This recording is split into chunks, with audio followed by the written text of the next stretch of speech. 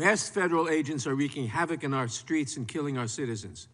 The Trump administration has launched a brutal and reckless campaign to strike fear in immigrant communities, conducting warrantless raids, pulling elderly people from their homes without judicial warrants, tearing children away from their parents, and taking the lives of American citizens who are exercising the First Amendment rights to protest and to shine a light on the horrors unfolding in their communities.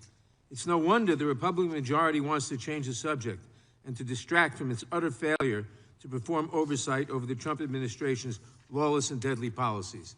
But it is absolutely galling that they have called yet another hearing on alleged threats to free speech in Europe, while they stay silent about the greatest threat to free speech on either side of the Atlantic, the President of the United States.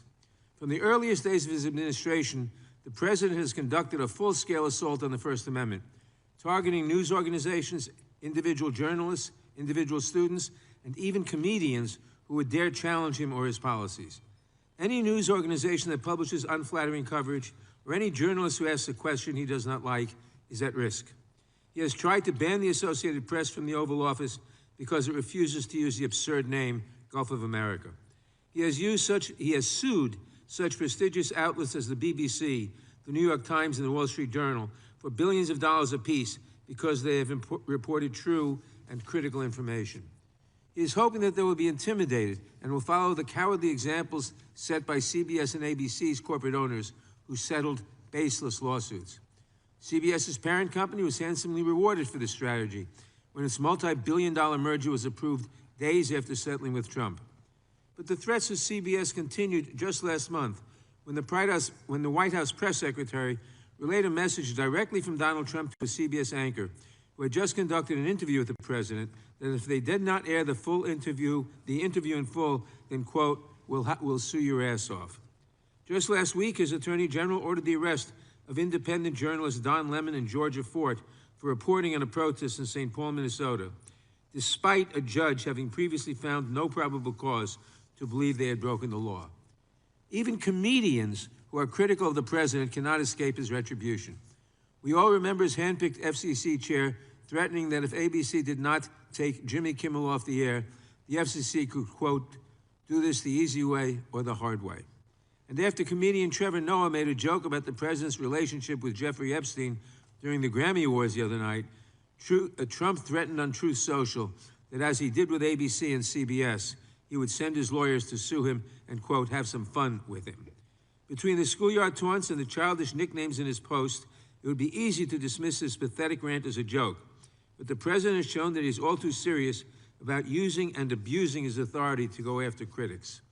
And his administration has followed his lead, sometimes with deadly consequences. When Alex Preddy and Renee Good were shot in cold blood by ICE agents, it was because they were exercising their First Amendment rights to protest and monitor law enforcement. They were trying to hold these agents accountable, filming their activities and shining a light on their abuses. Administration officials rushed to paint the victims as the aggressors, smearing their names and making false claims about what happened. It is only because we have video evidence of these incidents that we all know the truth. That is exactly what is so threatening to this administration. They want to silence their critics. They will use any means to do so. They've even pressured tech companies to take down apps that allow people to alert their neighbors about ICE activity in their community. But while the Trump administration conducts a breathtaking assault on the First Amendment, we have not heard a peep from our Republican colleagues. Instead, they want to focus our attention on European regulators and online safety laws. But Republicans insist that they are the true defenders of free speech. Give me a break.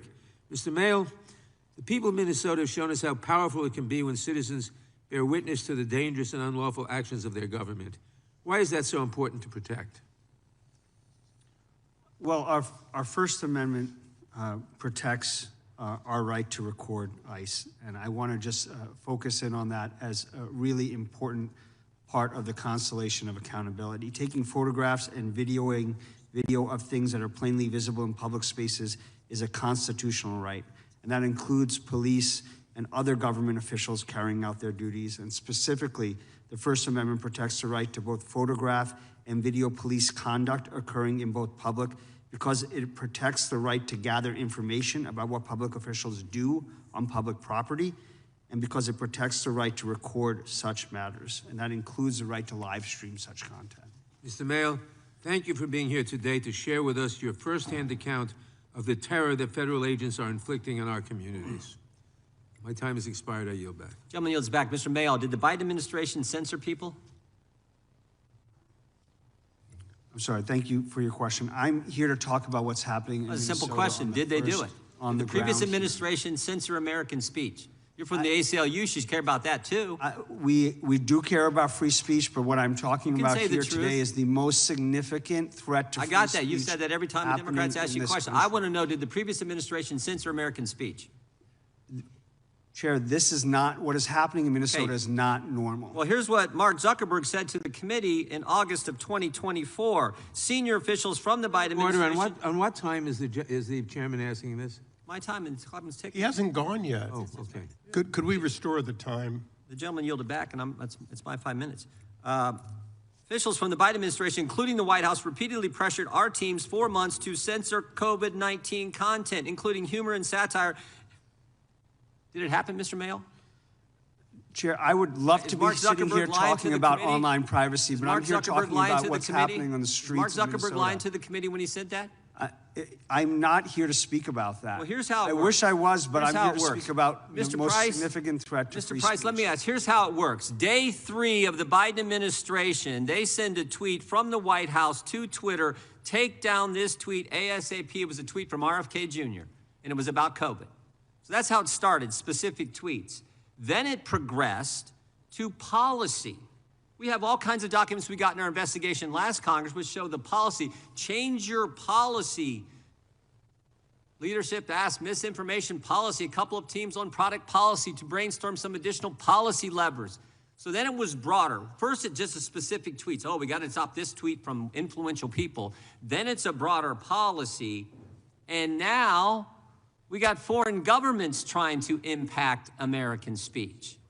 And it's so pervasive that you have individuals who put a Bible verse up that they're coming after. That's the progression this takes. Is that accurate, Mr. Price? Yes, sir. That's how it goes. One tweet. We don't like RFK Jr. Oh, by the way, everything RFK Jr. said in that tweet was true. Back to Mr. Kiley's point. So many things they said to take down were true. I bet Mr. Linehan would agree with that too. That's how it goes. Sometimes the thing they want to censor is the truth. That's how this works. This is, oh, by the way, Mr. Linehan, when they arrest you, were there cameras there? I'm just curious. How about you, doctor? When you were charged, how was that? How did that happen? Oh, let me go back for a second. I was curious about this too, Mr. Linehan. When you were apprehended at Heathrow Airport, what did the police officers say? What did they say to you? Did they say, were they coming in aggressive? Or did they say, hey, man, we're sorry. This is ridiculous. We got to do our, How did that go down? I got that impression that they felt a bit embarrassed about it, yeah. I mean, I think basically the UK police are now in this situation where they are trying to contain every problem that Keir Starmer doesn't want to talk about. And that's all they do. Yeah. We can't get burglaries investigated and rapists put in prison. But we can get the police. They can arrest a comedian who tweeted something in the United States who's not even a UK citizen. They can do that. Yeah. And the police just like, oh, dude, sorry about this. We gotta do it. Yeah. Right? It's an I guess it was the same with you, doctor. Is that right? I mean, did they say? Maybe I'm wrong, but that'd be my guess. Yes, my process started over 6 years ago. And there was a pride parade in Finland, and my church, the leadership of the church, decided to support that parade, also financially. Yeah. And it was a shock to me. And I was afraid that this would undermine people's trust on Bible.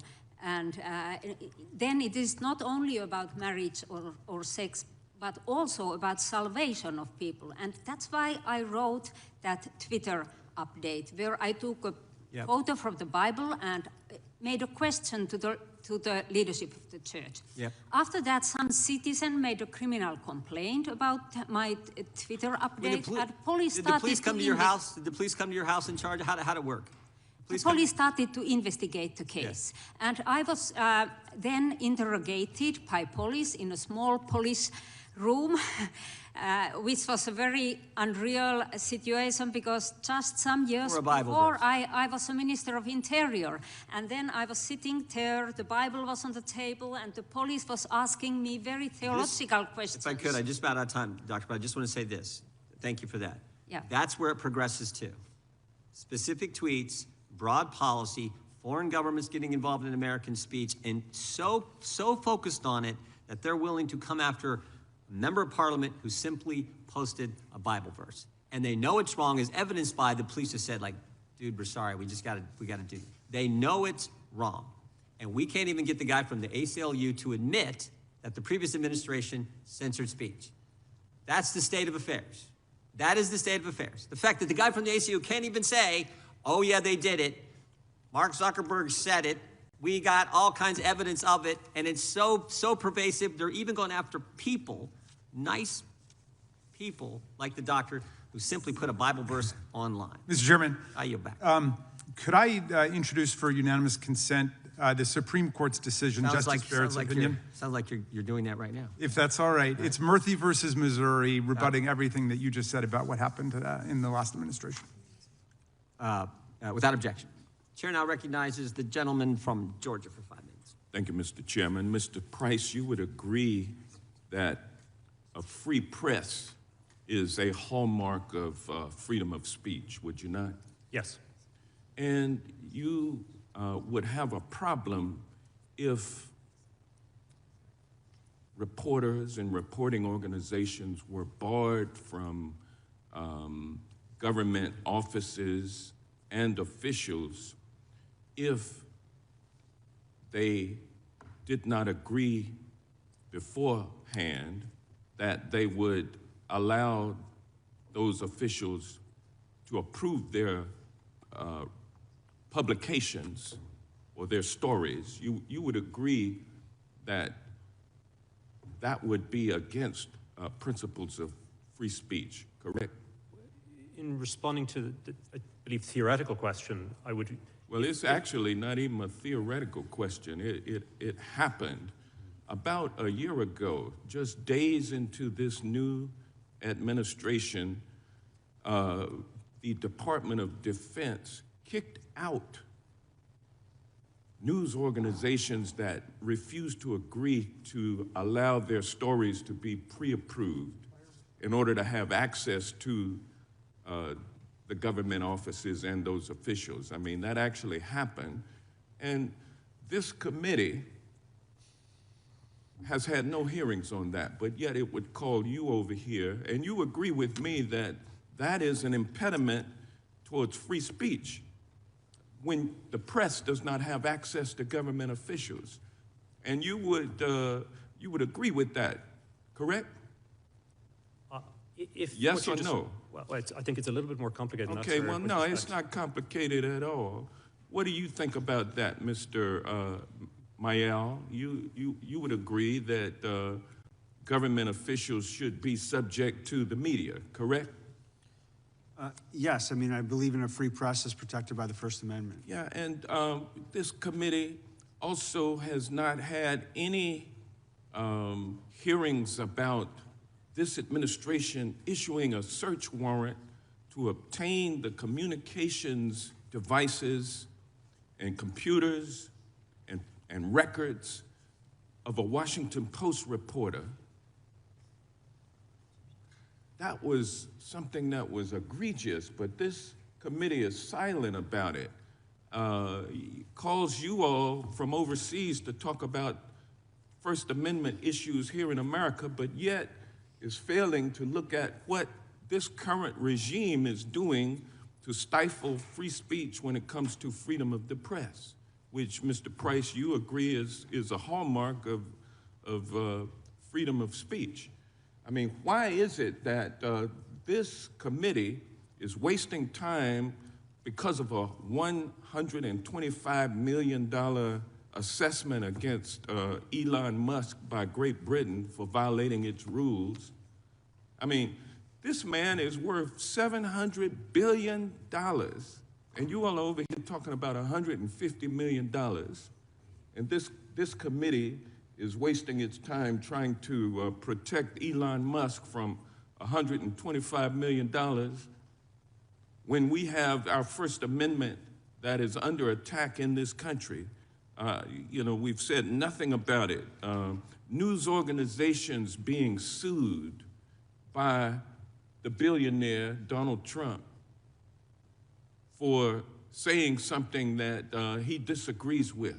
That's when your top government official is suing news organizations. Doesn't that create an impediment to the exercise of the First Amendment, Mr. Price? Yes or no? Sir, you're very blessed you have a First Amendment. We wish we had that on our side of the Atlantic. Well, shouldn't we be talking about those issues here in this committee rather than bringing you all, importing you all over from Great Britain to talk about what's going on in your country, when we who set the standard for the First Amendment are sitting idly by while it's burned and crushed and shattered? Isn't that ironic? Don't you find some irony in that? I think it's all the things you described are ultimately under the right to appeal to court. Just this past weekend, 2 members of the press arrested.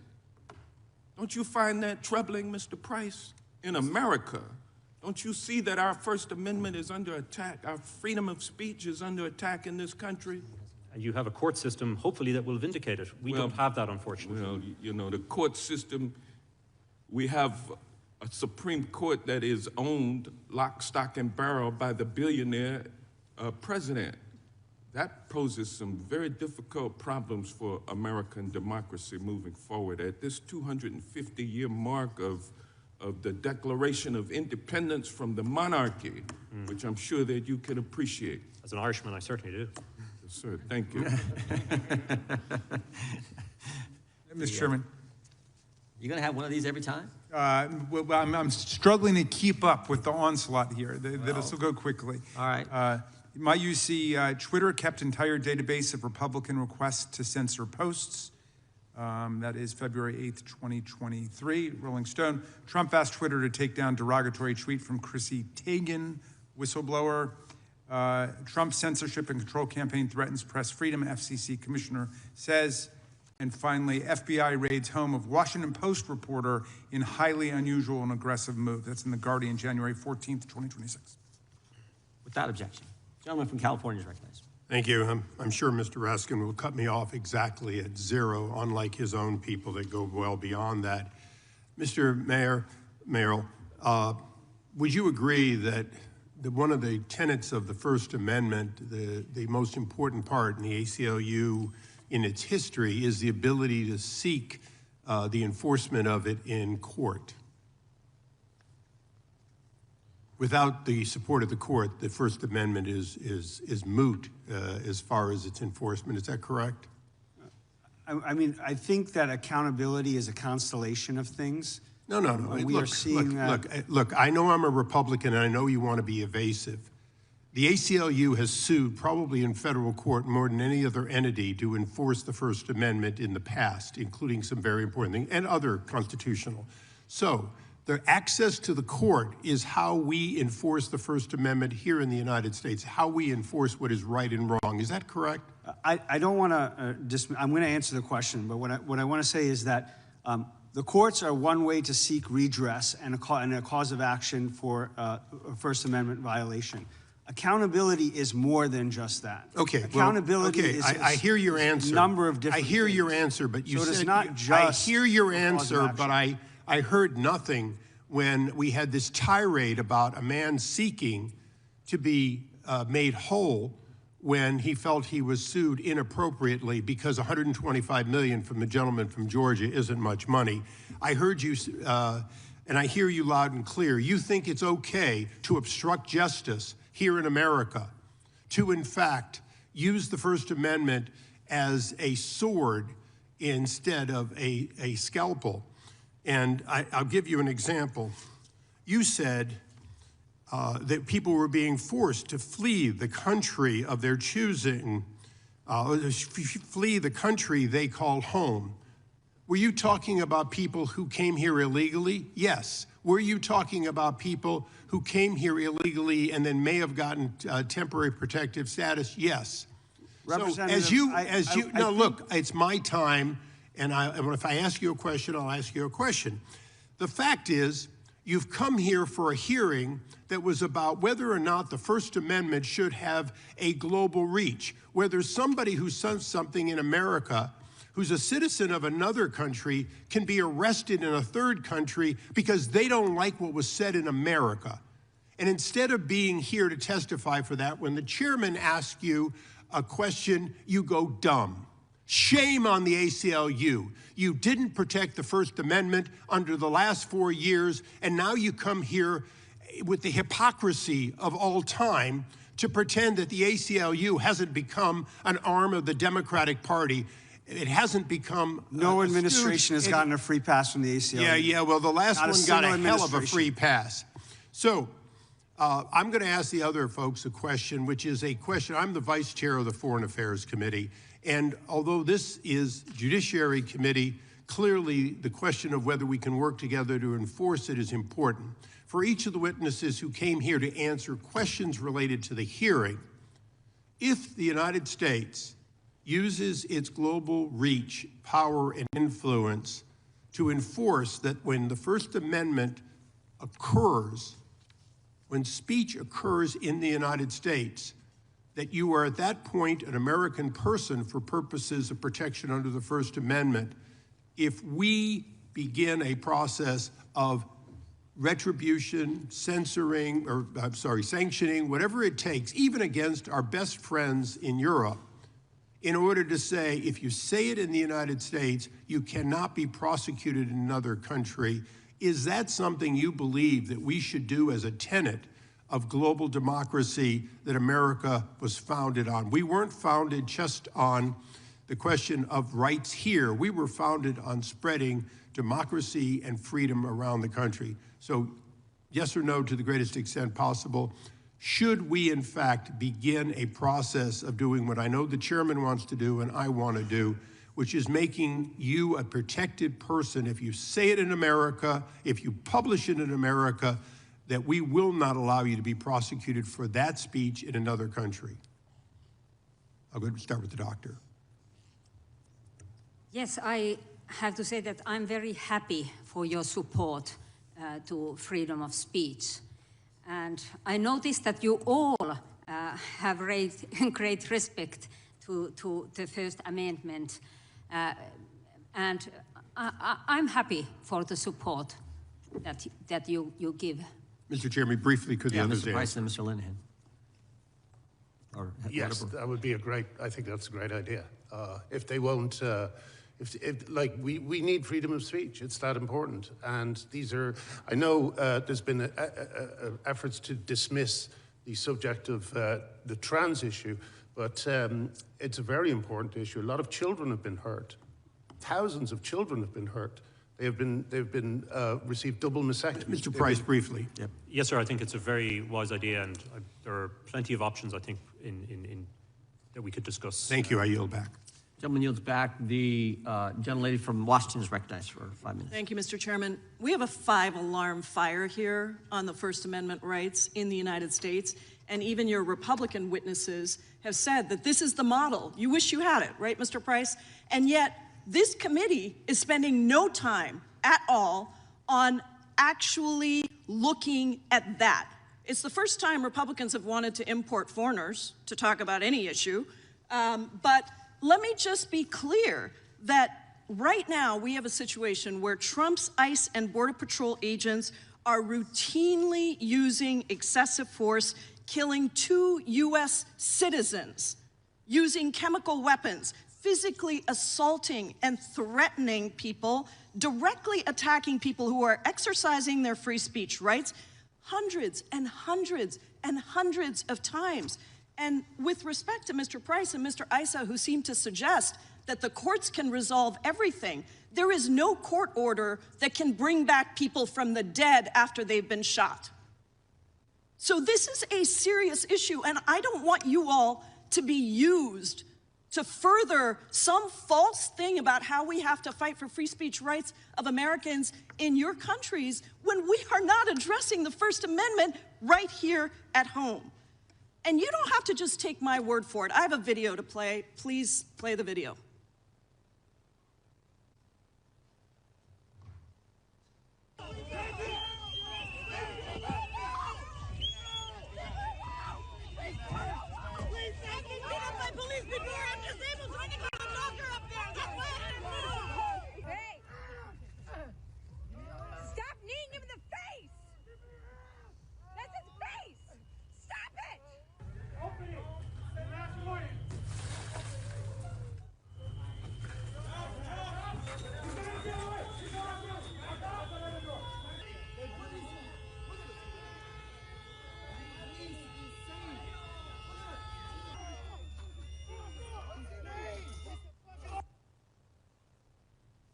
Those are just a small fraction of what is happening in the United States of America. So be very careful when you come here at the request of my Republican colleagues to testify on the abuses of First Amendment rights. When we have this happening right here in this country, do not let yourselves be used.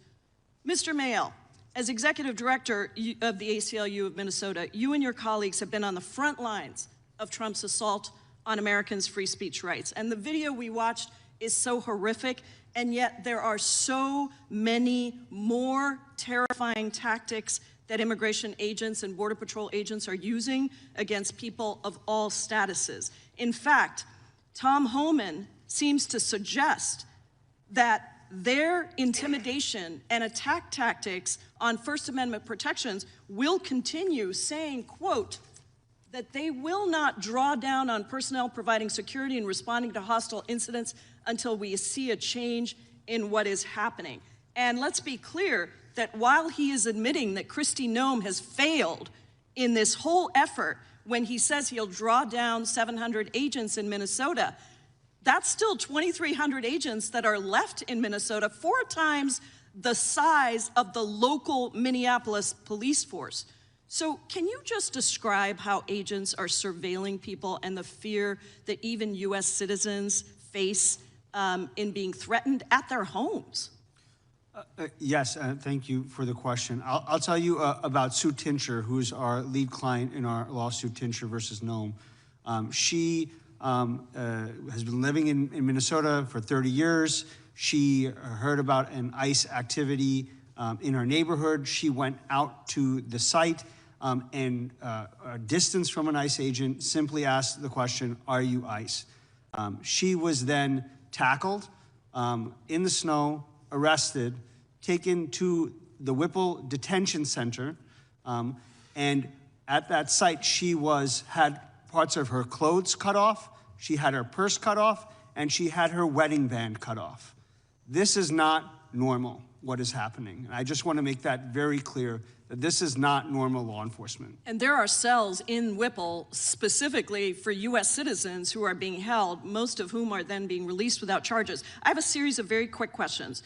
Are you aware of any city in Belgium where 3,000 agents have been deployed and those agents are dragging people out of their cars? Not that I'm aware of. Any city in the UK where federal agents point firearms at civilians exercising their legal right to observe them? Quickly, Mr. Mayall. In recent years, not that I'm aware of. Are you aware of any city in the EU where a federal agent has shot and killed a citizen and the leaders of that country justified the killing with no credible evidence before any investigation had occurred? In recent moments, not that I'm aware of.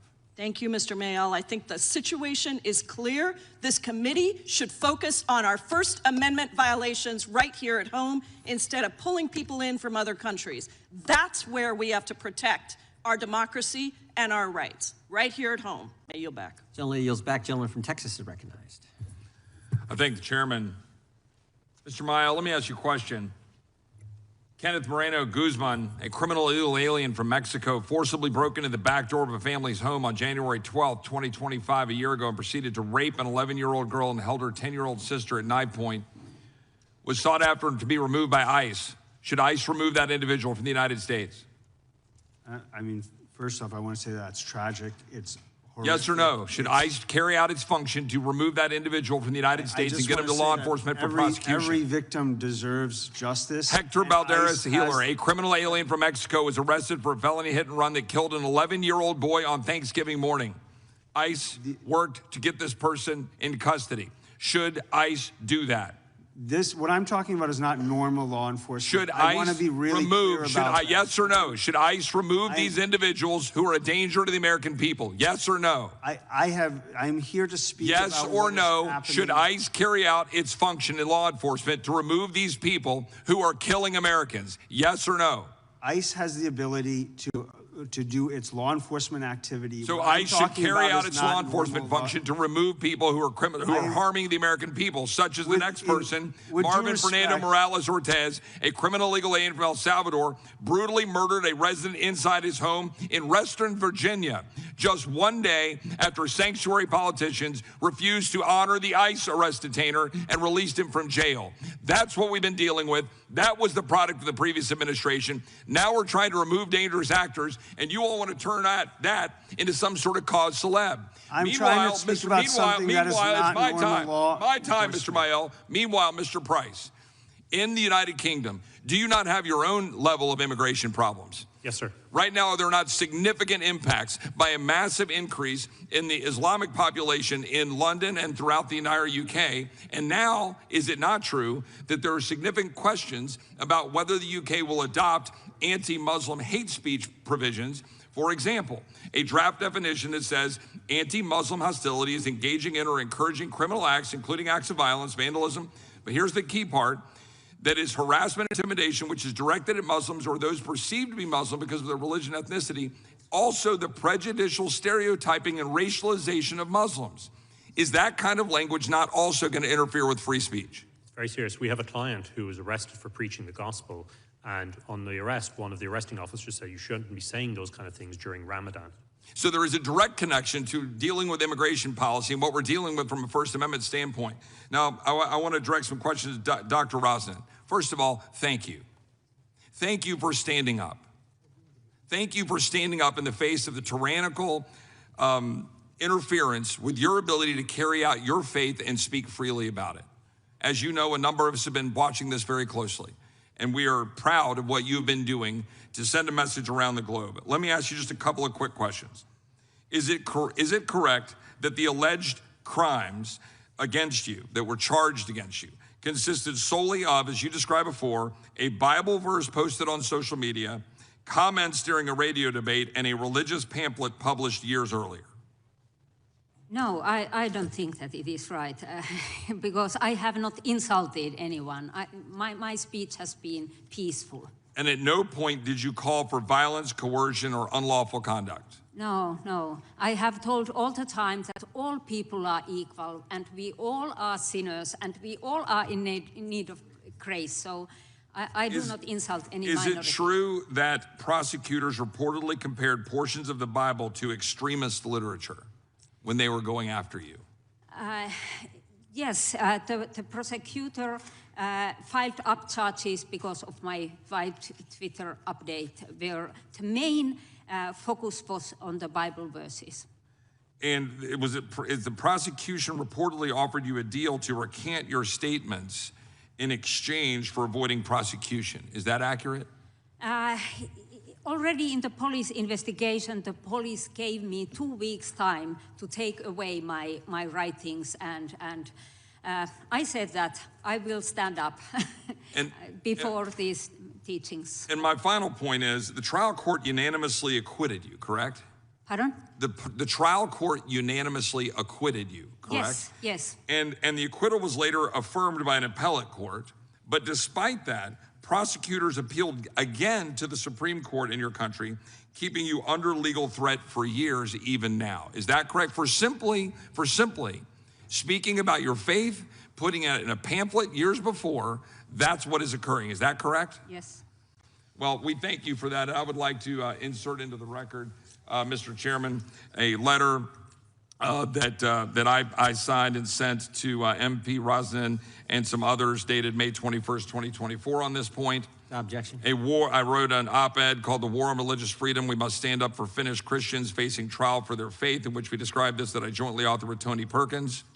Without objection. I would like to increase also several letters that I could go through one by one, but for the sake of time, I would just like to insert them in group form that are signed by a host of our colleagues that were directed to MP Rosnan about her courage and her faith, letters that we've sent since 2021, 2022, 23, 24, encouraging her and others to stand up, and I'd like to insert those into the record without objection.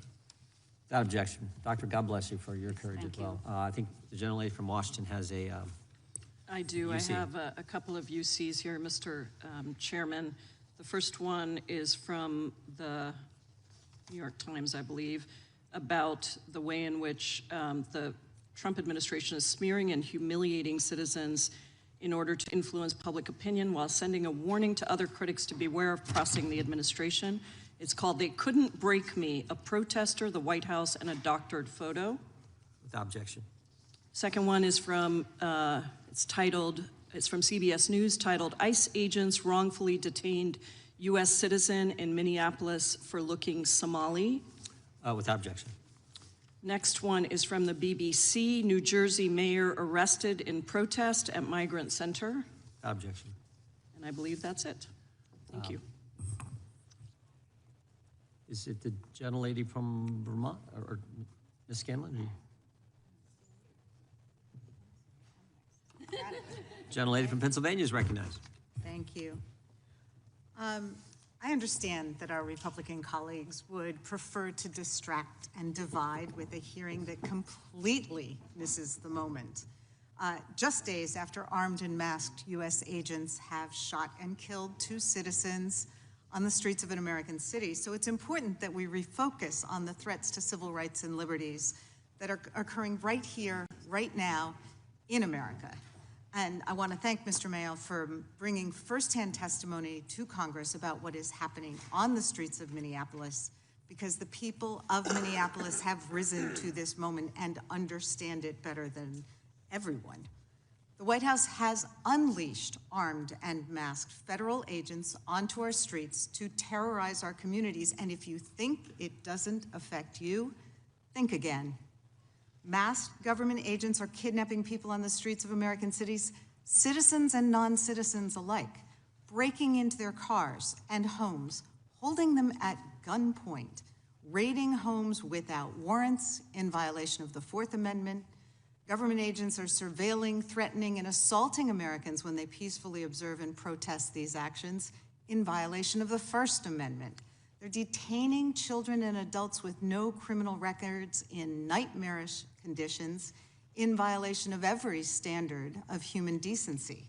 And in the last 28 days, Trump's paramilitary goons have violently and lawlessly shot and killed 2 Americans.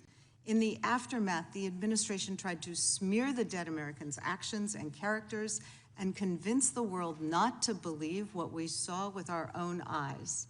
And throughout, our government, not foreign governments, has tried to silence those who expose or criticize those excesses, arresting and threatening elected officials, journalists, and concerned citizens. So why isn't Republican leadership of this committee and Congress hauling the Department of Homeland Security and Kristi Noem before this committee? Why aren't they conducting an investigation into the killing of American citizens and the use of excessive force by ICE and CBP? Why aren't they doing their jobs to demand accountability?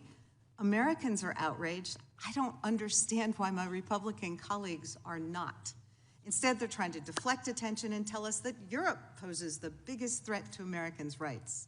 It's insulting because it is really clear that right now, the most serious threat to American civil rights and civil liberties is coming from our own government.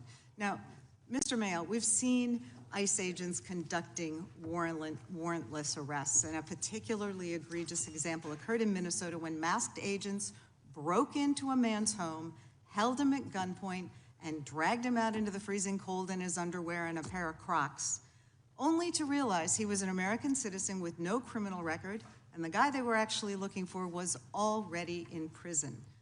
How would the Fourth Amendment address this situation? Why is it important that we have warrants with respect to searches of people's homes, et cetera? Thank you. The founders ensured that the Fourth Amendment places significant limits on the government's ability to enter our homes, search our persons, and subject us to arrest. And one of the clearest rules under the Fourth Amendment is that federal agents just can't break into your home and arrest you without a judicial warrant. That judicial warrant is a critical component to ensuring accountability. That is what we are seeing more and more that is missing. We are seeing on the ground the use of administrative warrants, which do not allow someone, an agent, to enter your home and arrest you. And if a judicial warrant is sought, doesn't the judge require the government to show that they have the right house and the right person, and that there's probable cause to suspect that they're going to find the person they're looking for there? That's right. That's that layer of accountability that comes into showing that you're not just going into someone's home based on a limited amount of suspicion or in certain cases, in these cases, racial profiling or just thoughts this person might not be here legally. And would you agree that when folks argue that immigrants don't have constitutional rights, or immigrants don't have the right to demand a warrant before their home is searched, not only is that contrary to the Constitution, but if you take that position, then you can end up with the situation that we had in Minnesota, where a citizen's constitutional rights are being violated because there was no due process, no probable cause, no warrant. Our constitutional rights and the rights of the Bill of Rights apply to us all. And explicitly, the Fourth Amendment says all persons. It doesn't say citizens, does it? That's correct. Okay. Are you familiar with the opinion by the Texas judge in the case involving the boy in the blue bunny hat? Didn't the judge there say that using an administrative warrant is like the fox guarding the hen house? Okay. You can answer that real quick, Mr. We are really concerned, very concerned about the erosion of the Fourth Amendment, and I know that that's something that's dear to many people on this committee, and the use of an administrative warrant is a significant erosion if it's being used to go into homes to arrest The people. gentlelady has Thank you. I have a UC. Okay, go ahead. I seek unanimous consent to introduce Guardian, British newspaper. Article, 8 people have died in dealings with ICE so far in 2026. These are their stories. It's dated January 28th. Without objection. Gentleman from Arizona is recognized. Thank you, Mr. Chairman. Mr. Manuel, isn't it true that there are constraints on the use of First Amendment speech rights? Yeah, I mean, so yes, the It's First Amendment. There's constraints on it, right? And it's permissible for individuals to protest in America, right? There are rights to protest in the United States of and America. people can even, courts have found, I mean, these are yes or no, you don't need to. Sure. If you filibuster, which sometimes people like to do, we'll never get through this. But I'm going to make sure we get through it no matter how much over time I go, just like the Democrats are. People can even video police actions in public spaces, right? Courts have held that. Yes. Multiple courts, right? Yes. But there is a caveat to that right, isn't there? There's a list of constraints even there, right? So, for instance, you cannot videotape police activity if there's a reasonable expectation of privacy by anyone there, right? That's what the courts say? I'm not following that. You have a right to videotape law enforcement when law enforcement is conducting its activity in public spaces. In public spaces, right? But if there's a reasonable expectation of privacy, courts have said that you can't go beyond that. They've also said you can't interfere or obstruct police activities, right? The First Amendment does not protect interference with law enforcement, obstruction. Yeah, you don't need to repeat everything I say. You can either agree or disagree. That's fine. If there's an intention to interfere, or if the individual should have known that they were interfering, their right to videotape is not protected. Isn't that true? The issue that is happening is when there is unlawful speech, when it's not protected, it does not give law enforcement the right to wildly pepper spray. It does not give them the right to deploy tear gas. Okay, so you want to pontificate? We realize that you were brought here to pontificate the Democrats' deal. I was brought here to tell you what's happening on the ground in Minnesota, and it is happening, and it is being recognized by Republicans and Democrats. The time law belongs to the enforcement gentleman. The agents time alike. belongs to the gentleman from Arizona. Yeah, I'm asking you questions. You answer them. You can answer. You can agree or disagree, but these are very simple. I think you'll get them even, because they're yes or no questions. The individual cannot videotape if they're not in a, if it actually hinders public safety. Isn't that true? You're not allowed to interfere with law enforcement. You can't. You're talking about hypothetical scenarios. If you are impeding public safety, courts have held you can't get there. Okay? Apparently, I can't ask you questions because you're not going to answer truthfully. Here we go. Here's the deal. I have answered that. Here's the deal. You cannot Here's the deal. It's my turn. I'd like to reclaim it. Here's the deal. If you are impeding public safety, the courts have said you cannot continue to videotape. The courts have said the police can set distance parameters that the public must stand back from to preserve public safety or to prevent damage to a crime scene. You would agree with that much at least, right? Yes, there are limits to protected speech. You can't enter private property. You can only do it on public property, right? There are limits to protected speech. You're giving hypotheticals that are really broad. These are court cases. You can't trespass either, right? You cannot violate someone's privacy rights. That is all true. Yes. That's true. Let's watch a video real quick here of what's going on in Minnesota. This is not peaceful protest.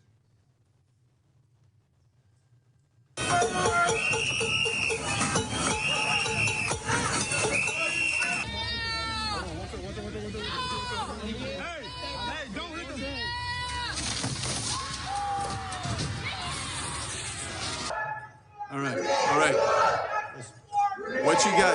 What you have there in that first scene is not peaceful protest. That is not protected speech. And if you look at the statute, and I assume that you have, Mr. Mayo, if you look at the statutes here, and the courts have upheld it, something called administrative warrants, where you have a reasonable suspicion to believe somebody's in this country illegally, you are allowed to make the stop, you're allowed to make the arrest, you're allowed to pursue them that way.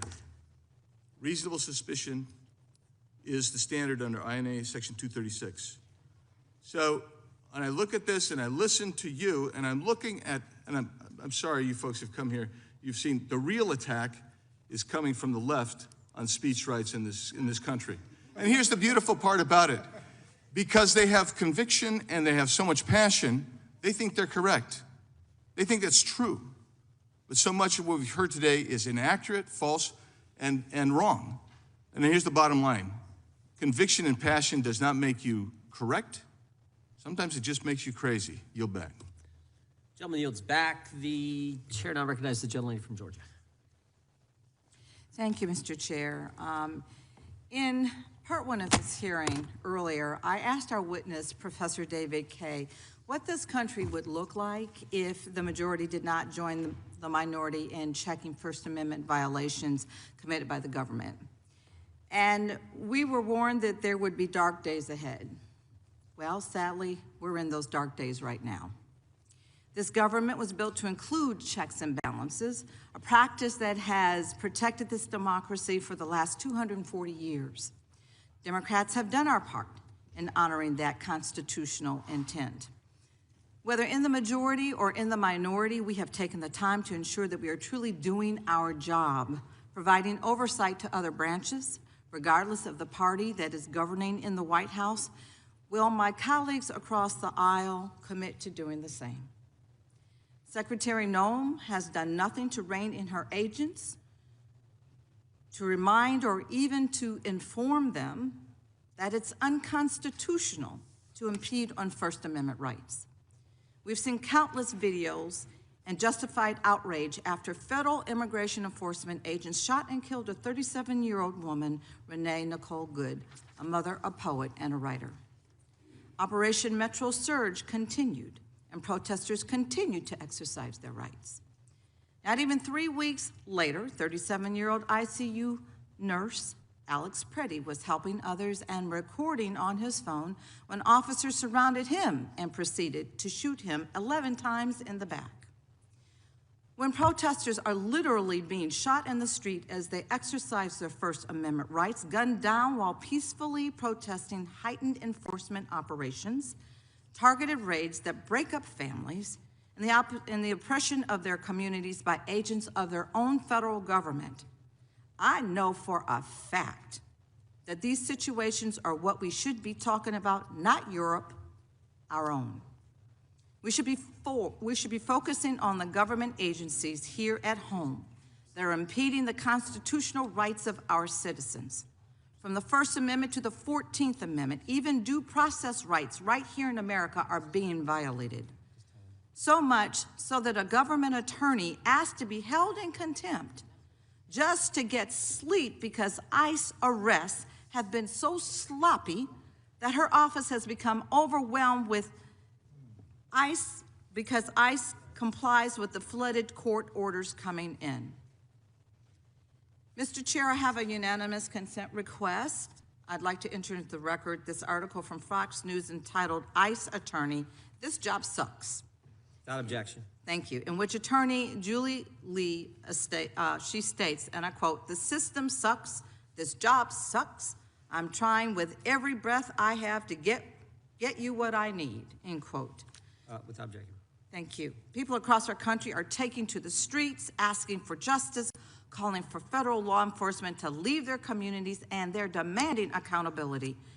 And this continued threat to our First Amendment rights extends to voting and elections. In my home state of Georgia, federal election investigations and enforcement actions have created fear, confusion, and hesitation among voters and election workers alike. All for an election that was decided over 5 years ago, over a vote count that leaders from the sitting president's own party have affirmed to be lawful and correct. These tactics are meant to scare voters and make them worry that their vote and therefore their voice is not going to matter. Volunteers may step back rather than step forward. That is how suppression works in practice, not only through the laws on the books, but through fear and discourages participation. Mr. Mayel, you have said that Minnesotans are foregoing basic daily tasks. Their children aren't even going to school. If conditions persist, how could the government's response to citizens exercising their First Amendment rights impact our voter turnout and our upcoming elections? Thank you for the question. I can tell you right now that the feeling in Minnesota is one of disruption. Normal day-to-day activities, we're talking about work, groceries, going to school, have been disrupted significantly. And I think that if we continue to have this presence of this federal force, life will continue to be disrupted. Thank you for that, and I contend to say that there are going to even be darker days in our future, and I yield. Gentleman yields. Gentleman from Texas is recognized. Thank you, Mr. Chairman. We've had a lot of discussion here today about DSA, DMA, and their effect on American free speech. And while these are very important issues, I also want to emphasize the danger of other EU overreaches that directly affect my constituents in the great state of Texas. The Corporate Sustainability Reporting Directive and the Corporate Sustainability Due Diligence Directive. The CSRD and the CS3D are nothing short of a full-blown assault on American sovereignty and energy independence. These extraterritorial ESG mandates force Texas oil and gas companies to comply with burdensome reporting and due diligence rules tied to the environmental treaties we never, ever ratified. With over 4,000 U.S. companies affected, including thousands in our energy sector, these laws impose massive compliance costs, deter investments in LNG exports, where America leads the world, and threatens thousands of high-paying Texas jobs in drilling, refinery, and clean energy projects. CS3D could cost the Texas economy over $68 billion in one-time compliance costs and over $1 trillion in potential lost revenue. In my state's manufacturing sector alone, One-time compliance costs are forecast at $26 billion, along with ongoing annual compliance costs. CS3D could cost over 63,000 Texas jobs, which is the equivalent of raising my state's unemployment by 0.4%. Payroll losses could exceed $6 billion, and over 490,000 Texas small businesses will be most affected since they lack the resources to comply. Exxon's CEO rightly called the CS3D the worst legislation he has ever seen. And the ironic thing is, Europe is actually shooting itself in the foot by driving away innovation, accelerating deindustrialization, and chasing off key energy suppliers.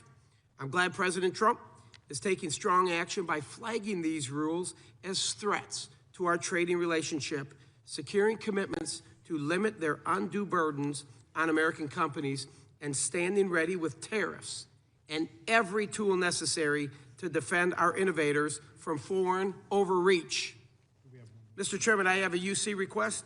Objection. I'd like to enter it into the record a January 2026 report by Hudson Institute Senior Fellow Harold Fergoth Roth, quantifying costs of the EU's CS3D on U.S. industry. Okay, objection. Legislative responses. We have a great member. You heard from him earlier, Rep. Fitzgerald out of Wisconsin, H.R. 4279. His legislation, Protect U.S. Companies from Foreign Regulatory Taxation Act, would prevent U.S. courts from recognizing foreign judgments under rules like the CSRD and CS3D. Mr. Price, what additional steps can Congress take to shield American businesses from these extraterritorial ESG mandates? Well, sir, the aggregation of more and more of these regulations in, as you say correctly, extractive industries, but also in the tech space, is part of a concerted effort by the European Union to make the world in its image, the so-called Brussels effect. You're correct that passing legislation here that would restrict the ability to enforce these decisions is a very wise step. I think ultimately, though, what will have to happen is using diplomatic pressure and indeed, as this administration has done, start to name names about the people who are forcing these things on U.S. companies. The cumulative effect of this is extraordinary. As I was saying, it's not just simply the Digital Services Act, but all of these regulations, and then expanding even further into the mandates you're describing, are trying to effectively create a trade barrier, regulatory-wise, against the United States. It's not explicitly a tariff barrier, but has the same effect. Thank you, Mr. Price, for being here. I yield the balance. I appreciate it. Mr. Price, is government the biggest purveyor of misinformation? I certainly think, sir, we have seen during the last number of years, and particularly in COVID, that to be very much the case, and the European Union as well. Do you agree, Mr. Linehan? Yeah, I think often by means of omission. Yeah. It's the things they don't talk about. Just as today, people haven't been talking about the Minnesota fraud that kicked this whole thing off. And the journalist on X who exposed it, Nick Shirley, you know, it's what they don't say that's often where they're dishonest. Our government actually tried to set up, did set up a disinformation governance board. A bunch of bureaucrats going to tell you what you can say, what you can tweet, what you can post, what you can read. Frightening. And that's the same, that dynamic is what we're concerned about. I bet even the guy from Minnesota ACLU, Mr. Mayall, would probably say that that's not a good idea to have a board tell you what you can say, or some bureaucratic board tell you what's true and what isn't true. And typically, well, I'm over time, so we'll get back to that. We'll go to the gentlelady from Vermont is recognized. Thank you, Mr. Chair, and I thank the witnesses for being here. I wanted to just start by sort of level setting here. Where are we at right now in this country? It's not good. It's not good, and I can talk to the European guests here. My dad was born in Europe, came here after losing his father in the Holocaust, built a new life here, understands in the most deep way the importance of protecting our civil rights and civil liberties. And at a very young age, I was taught rights do not erode overnight. It happens little by little while you're not even sure that it's happening. Norms are upended, groups are scapegoated. And when I look And I've spent time both in Minneapolis, St. Paul, and I've spent time in Chicago, and what we are seeing on the ground is absolutely terrifying. You have members of the clergy being pepperballed in the head while they are peacefully praying and protesting in front of immigration facilities. You have members of the press being arrested, other members of the press being roughed up, even after they are identifying themselves as members of the press. You have election offices being raided. You have Americans' First Amendment, Second Amendment, and Fourth Amendment rights being eroded. You have citizens being arrested. And even before the murders of Renee Good and Alex Preddy, we had documented over 170 American citizens who had been arrested and detained by ICE and Border Patrol, and it's gotten worse since then. And when we talk about Chongli Scott Tao, who was arrested, Patty O'Keefe, Aaliyah Rahman, Sue Tincher, and we can go on and on. So we take this very seriously. And I understand that you care deeply about First Amendment rights, but the battle that we have right now, with all due respect, is not about what's happening in Europe. It's what's happening right here in our cities. And I'm just so shocked that in the last few days, too, we have a president now saying that we should nationalize our election in clear violation of our Constitution, and not hearing anything from members in this committee about that. It's shocking. Now, as I said, I've been to both Minneapolis and I've been to Chicago, and I've seen the violations of our civil Constitution and honestly, our humanitarian rights. And Mr. Mayel, I know I was able to meet with you there, and I just want to go through this again to reestablish what it is that Americans are allowed to do. Does the First Amendment give people a right to film federal immigration agents on our streets? Yes, it does. And does the First Amendment give people a right to tell their neighbors and others around them that ICE raids are happening?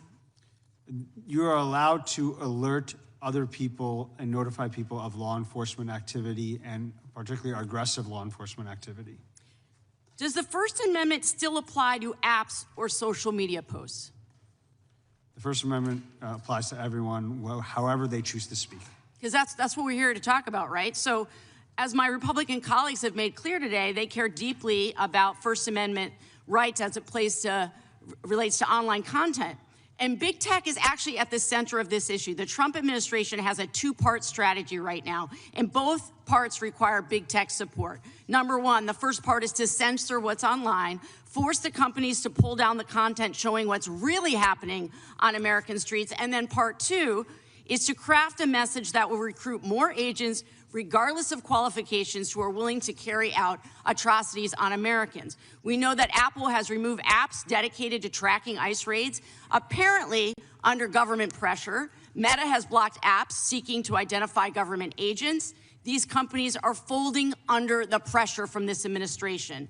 The press has reported that both Google and Meta have taken millions of dollars from DHS to display content with clear connections to white nationalism. Since last summer, DHS has reportedly spent $500,000 on recruitment advertisements. Many of these have clear connections to white nationalist ideology, including phrases like, "We will have our home again." This is happening at the same time that DHS has lowered hiring standards. I have a letter, along with my colleague on this committee, Representative Jayapal, that we sent to Meta and Google demanding answers regarding the work with the Department of Homeland Security in recruiting immigration agents for Trump's assault on American cities. We're demanding that these companies provide us with answers to why they are choosing to platform this hatred, this scapegoating, and are complicit in what I believe is President Trump's authoritarian work. So the dangers are right here at home, and that's why we're speaking up in this committee, and I yield back. Gentleman yields back. I should have mentioned this earlier, and I apologize if any of you need a restroom break. Just let us know, or let some of your team behind us let us know.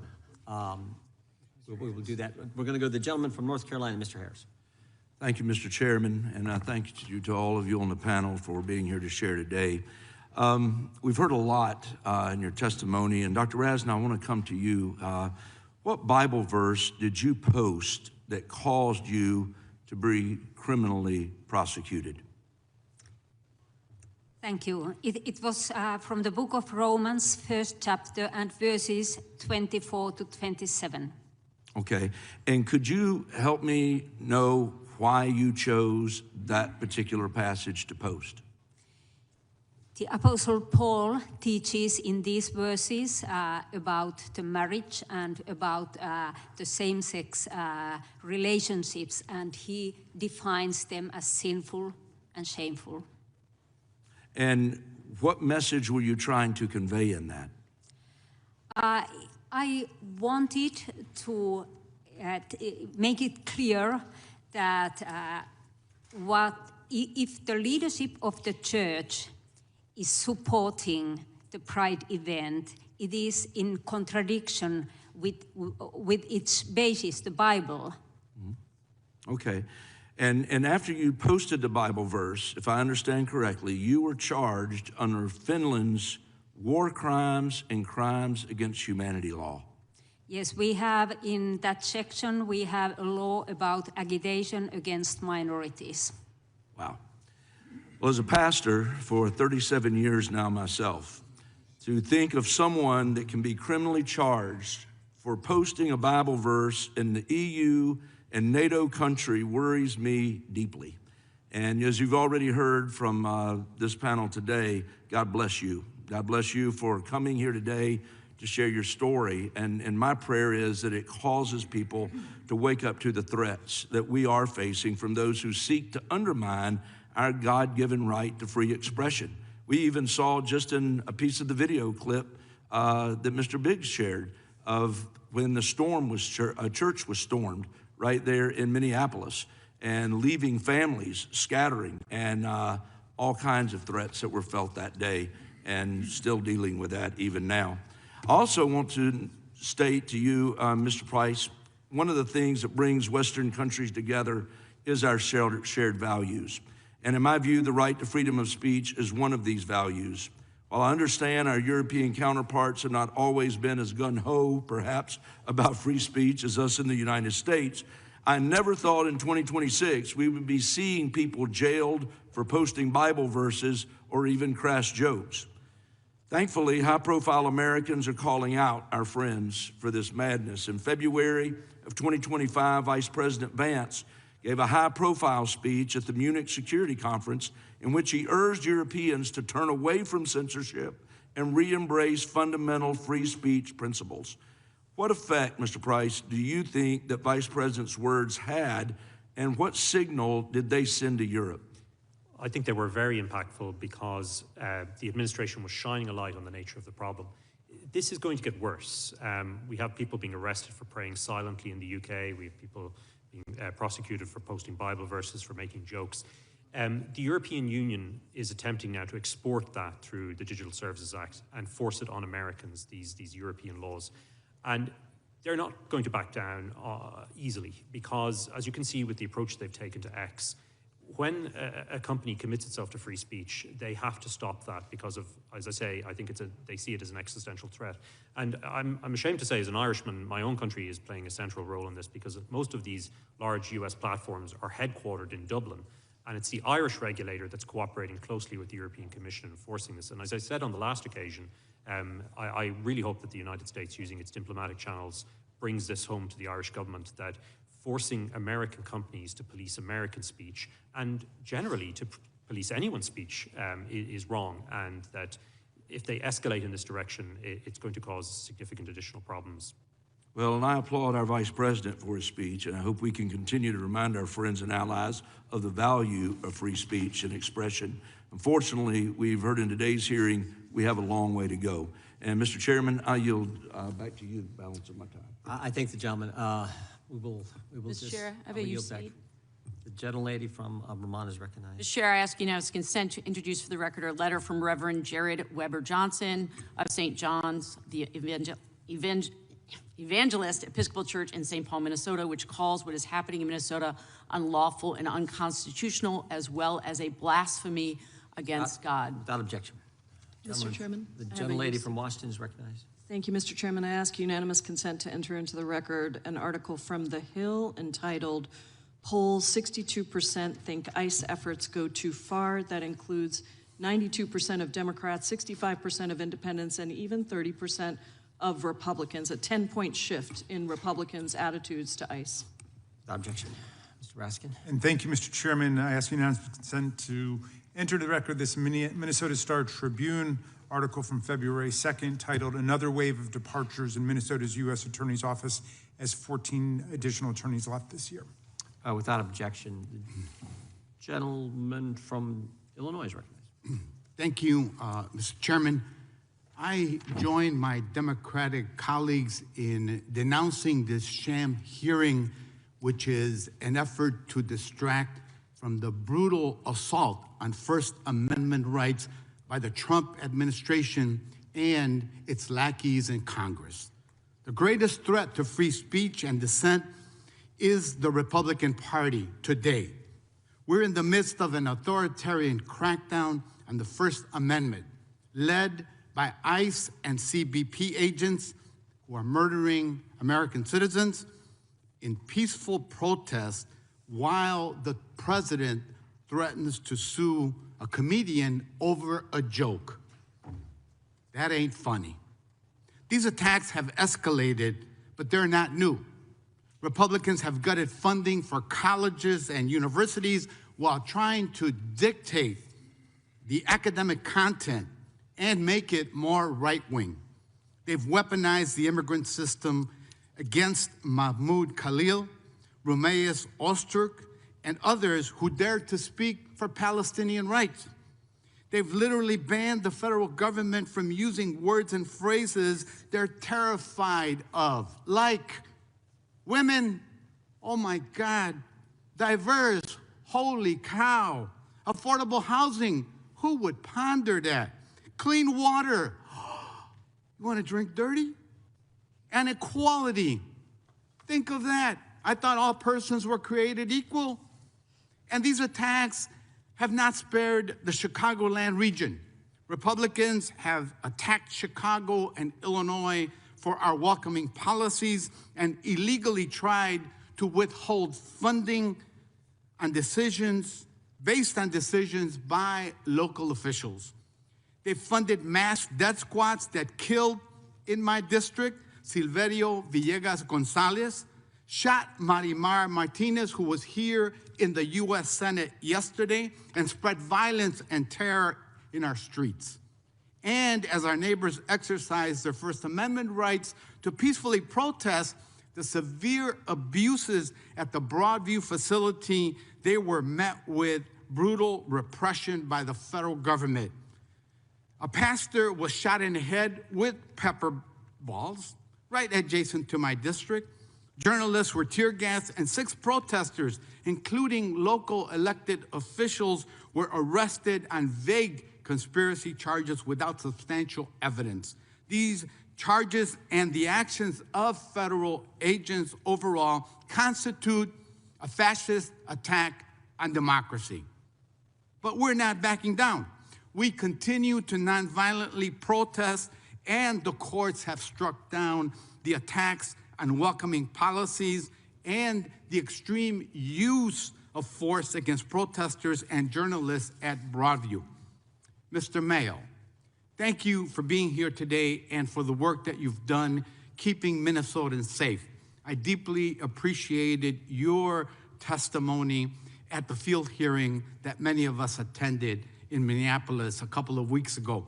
Can you speak to how the administration's occupation in our neighborhoods, in our cities, and our basic freedoms has escalated over the past year from Los Angeles to Chicago to the Twin Cities? Yes, I think that you can look at what is happening in Minnesota as part of a broader pattern of abuse that has been, and brutality that has been documented in court after court across the country.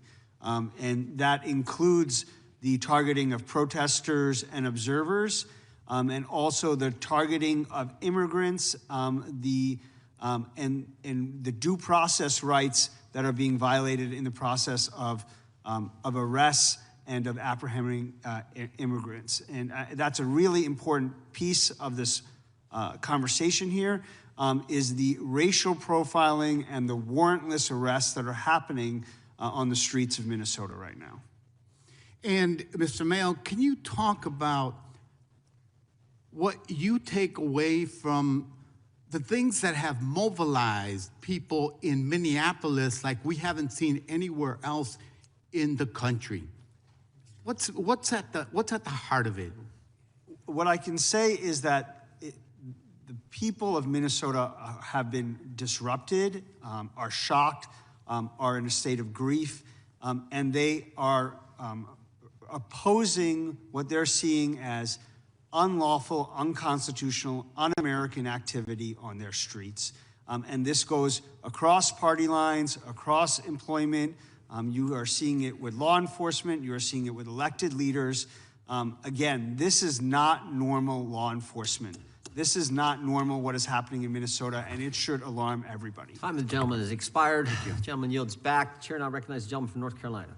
Thank you, Mr. Chairman. And it's worth noting, just for the people watching this hearing, that what's happening in Minnesota appears to be fairly unique to Minnesota. Local leftist law enforcement have abrogated their responsibilities to maintain order, and rather they are encouraging attack on federal law enforcement. It's not happening in my state. It's not happening in South Carolina, Texas, Florida, even California. So what's happening in Minnesota is a unique circumstance that is aggravated by the left and the left only.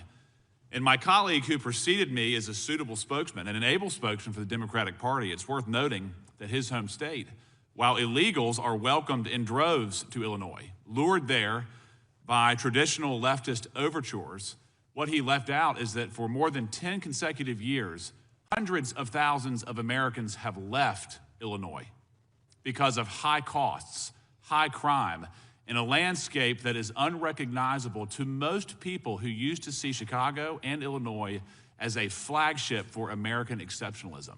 The left has destroyed Illinois, and Americans have shown that with their movement. Dr. Raisin, I want to start with you by thanking you for taking a stand. And you, in many ways, represent concern that Christians all over the world fear. That is, growing hostility towards our faith from leftist governments. And I want to talk to you specifically about what you were prosecuted for. You did not post a Bible verse in an official capacity, correct? Yes, I posted it But it was not part of a state action. It was, No. It was a personal action, correct? Yes, my personal. And then you issued a pamphlet in your personal capacity. Yes, it is here. Yes. You did not incite. You did not advocate for violence. You did not advocate for the silencing. No, absolutely not. And I said, for example, in this pamphlet that I believe that all people are equal and we have to respect all people. And in regards to your litigation, your case, you won your case at the trial level, correct? Yes. How many times? 2 times. 2 times. Yes. And then the prosecutor appealed. Yes. It is possible in Finland, even though that you are acquitted, that the prosecutor can appeal to the Supreme Court, which is the highest level. What remedy is this prosecutor looking for? Do they want to put you in jail? Do they want to fine you? They want they want to fine me, but what is the most dangerous? They want to ban, for example, this booklet and my Twitter post. Well, ultimately, they want to ban your belief in Scripture. They want to ban your ability to cite the Bible, to believe in the Bible. Yes. And to make it socially unacceptable to do so, correct? Yes. And I want to make this very clear. As a former prosecutor myself, I find it grossly offensive that the resources of the state are going after wonderful people like you while crime of every sort has increased over the last number of years in your home country. Property crimes, sex crimes, violent crime. They're increasing, and they're going after you. Yes, and at almost 7 years now. That's disgusting. And again, thank you for your faith, thank you for your bravery, and know that we are behind you in full support. Thank you. Mr. Price, I want to talk to you. You said that speech was the chief threat to the European Union.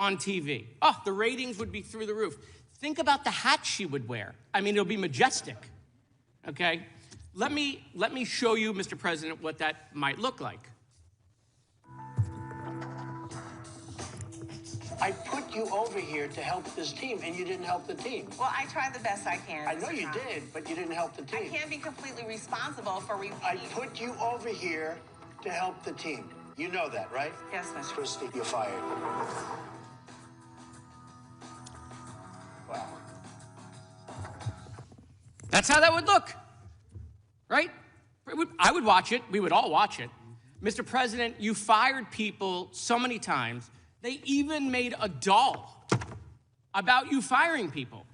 I bought it on Amazon. It was $9. Obviously, it's doing very well.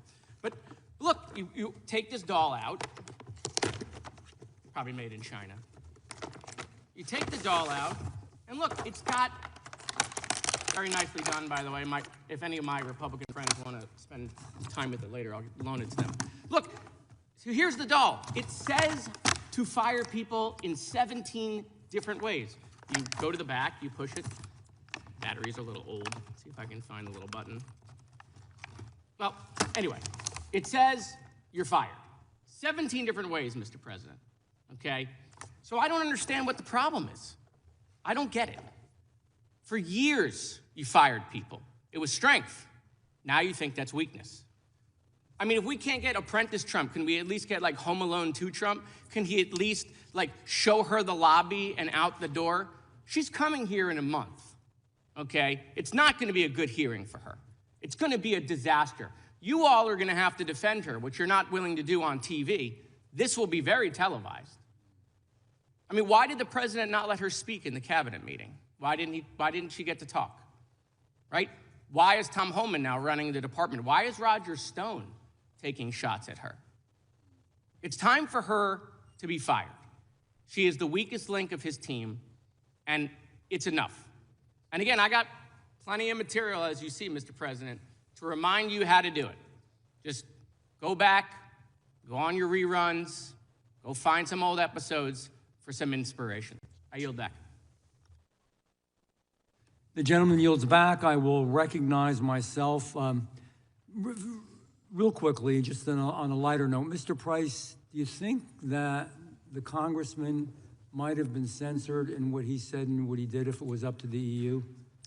Yes, sir. Under German legislation, he's engaged in criminal insult to a politician.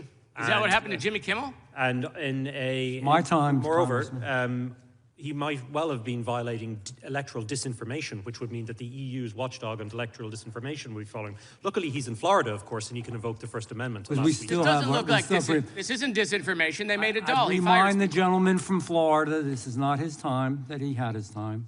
I thank the gentleman.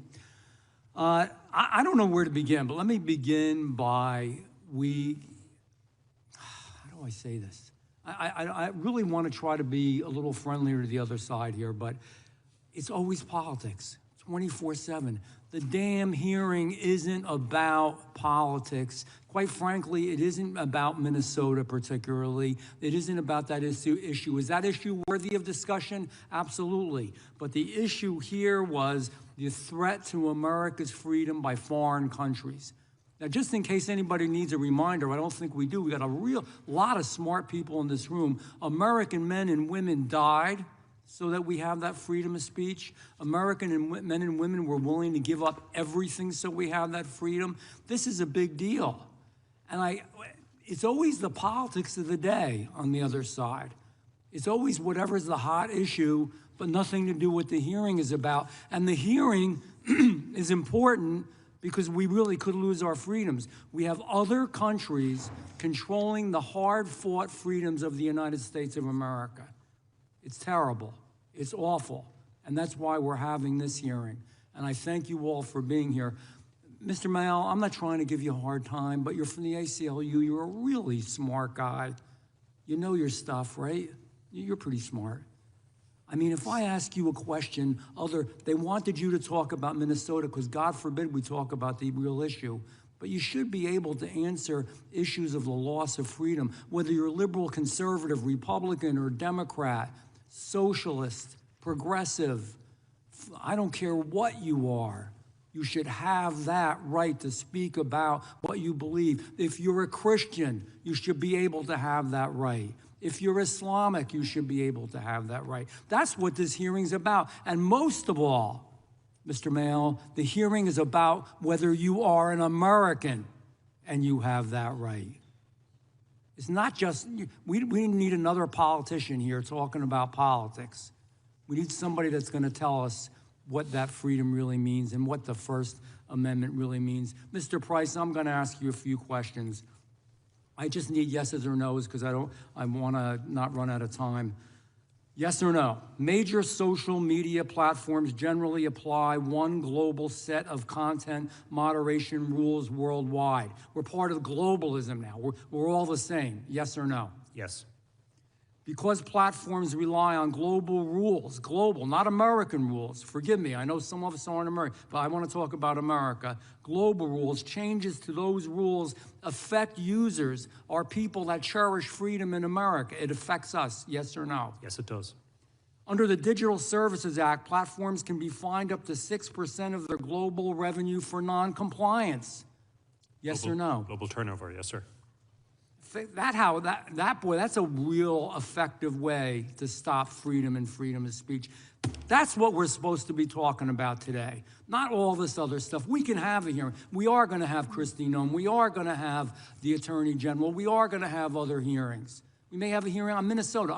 And we'll talk about those issues then. But let's talk about this big, bad issue that threatens the very foundation of America and American freedom, for God's sake. Yes or no? Are the threats of fines that large, designed to pressure platforms to over-censor speech to avoid getting punished in that way? Yes, sir, they have that effect. Yes or no? When Americans are censored because of foreign government pressure, they have no ability. Talk about taxation without representation. This is worse. You lose your freedom of speech, and you have no ability to get those people out of office. They're in another country. They're not liable to you at all, but you have to acquiesce to them. Yes or no? Yes, we can't get them out of office either. I know, it's scary. If Americans are losing their speech rights because of laws written overseas, then this is not just a tech issue. This is not some boring issue that people want to put in a closet somewhere where people yawn and forget about it. It's freedom of religion, freedom of speech, freedom of the way to raise your family the way you want to, all the freedoms that we cherish in America. Yes or no? Yes, sir. Is it a direct attack on American sovereignty, and shouldn't we do everything we can to stop it? Absolutely. That's the bottom line here, ladies and gentlemen. This is a big deal. I'm sorry for what you went through. God knows, I mean, to believe, it doesn't matter if they agree with your faith. It's your faith, and it's your right to represent that faith, and you shouldn't go to jail, and you shouldn't be fined, and you shouldn't be embarrassed, and you shouldn't be censored. Damn it, we're sick of it. And so instead of talking about that, which is an area we should all agree on, Republican and Democrat, what do? We avoid it and we go to the political issues of the day. Every hearing. Mr. Chairman, I think the gentleman's time has expired by 49 seconds. My time has expired, yes, and I think the real chairman is going to take over now. We have about 20 minutes. If you can all hang with us 20 minutes, that'd be great. I think we're going to recognize the gentleman from Wisconsin, and then Ms. Hegeman, the gentleman from South Carolina, and then Mr. Onder from Missouri. So, gentleman from Wisconsin is recognized. Sure, thanks. I'm very glad we're having this hearing. I think it's a very scary hearing, not only because our platforms can be affected by laws abroad, but frequently what happens in the United States I guess I'd say the decline in the United States right now that we see in our culture sometimes follows a decline in Europe. And when we hear what's going on in Europe today, we have to be really careful what's going to happen in this country. When I think that last time a presidential candidate got 48% of the vote after the administration she was in tried to set up a disinformation governance board. I mean, once that was done, that party should have been in Timbuktu for a long time. But in any event, Mr. Rice, could you give us some more, just quick examples? I'm going to yield to my chairman. Some quick examples, egregious examples, so the American listening public can know the type of speech they are banning in what used to be the wonderful bastion of freedom, Europe.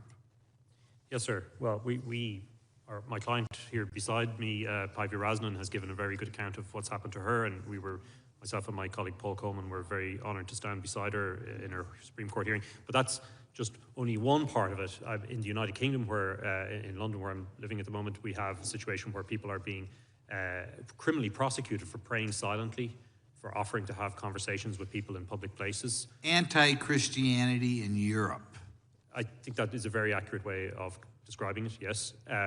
We have situations where people are being prosecuted for reading scripture when other people find it offensive, particularly people from the Islamic community, and they've made criminal complaints. We act for those as well. We have a client, for example, Rose Doherty in Scotland, who held a sign saying, "I'm here to talk if you want," and 5 police officers arrived to arrest, detain, and search her for breaching Scottish law in relation to that.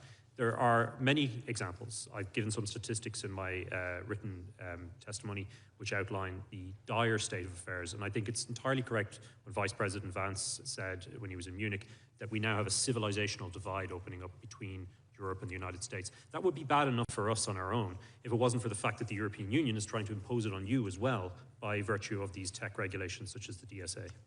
Thank you. I'm going to yield to my great chairman here. Thank you. Thank the gentleman for yielding. Mr. Price, why are they really going after X? Sir, it's my view that they're going after X because X has decided to take a maximalist position of free speech, to have the most possible free speech. And that's inimical to their view, which is that we cannot have free speech. The left love Elon Musk until he spent, what did he say? I didn't spend $50 billion to buy Twitter. I spent $50 billion to save the First Amendment. So they loved him before he bought X and said, I am going to honor the First Amendment and respect the First Amendment. Would you agree, Mr. Linehan? Yes, and the effect of all these policies in Europe is, I'll give you one example. In Dublin recently, there were riots. And I've never seen riots in Dublin in my life. You know, this is because people cannot speak honestly about the thing that matters most to them at the moment, which is unchecked immigration, you know. And that frustration and the kind of silencing of alternative voices is what's leading, I think, to things like riots. And I think long-term we could see societal collapse. I really do think that it's a possibility in some countries. In last Congress, we had a journalist from Canada, Rupert Supermanier, came here, testified. She had covered the trucker crisis in Canada back during COVID. She had covered that and been censored for her, as a journalist, had been censored. Yes. And she sat right there and said the same thing you did. She said the hallmark of Western civilization is free debate, free expression. Yes. And to your point, if you don't have that, the alternative is scary, right? Yeah. Because you can't settle, then disputes don't get settled via debate, they get settled via some other way. And that's the scary thing. And that is what is so frustrating. I mean, the DOJ, the SEC, the FTC all go after Elon Musk here in the United States after he buys Twitter. And now we got Spain, the UK, Ireland all going after him, France going after him, the EU. Never before when he was on the left. But as soon as he comes out for free speech, free expression, here comes the government. Scary, scary world. And again, thank you all for, I do have to run. I apologize. We're going to let someone else chair. We are down to the last 20 minutes. Before I recognize the gentleman from North Carolina, I want to say thank you all for coming. We appreciate it. And Doctor, thank you.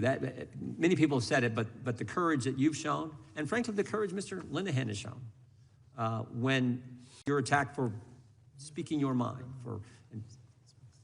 God bless you. We really appreciate you all being here, Mr. Price and Mr. Maywell. We appreciate you. We will all have you all back at some point as well. With that, I'll recognize the gentleman from North Carolina for 5 minutes. Thank you, Mr. Chairman. I find it ironic that my Republican colleagues are spending this committee's time talking about an imagined threat of Europe to America's freedom of speech and innovation. Never has freedom of speech in this country been more under threat, maybe since the Alien and Sedition Act. But the threat isn't coming from Brussels. It's coming from inside the White House and the president's cabinet. We're seeing this administration send masked, roving paramilitary forces to cities whose leaders have stood up to the president. We're seeing these agents use the excuse of immigration enforcement to execute American citizens in the street for exercising their freedom of speech and their freedom of assembly. And if you're executed without a trial, don't worry. The administration's chief propagandists will make up the reason why you deserved it 10 minutes after the news breaks. Probably because you committed domestic terrorism by filming them. Even Saturday Night Live had a good time with that last weekend. Or helping a woman up who had been pushed to the ground. In my state of North Carolina, ICE and CBP descended on cities, snatching up people based on the color of their skin or because of where they worked. Frequently, US citizens. And it's not just Republicans in the federal executive branch that are going after freedom of speech.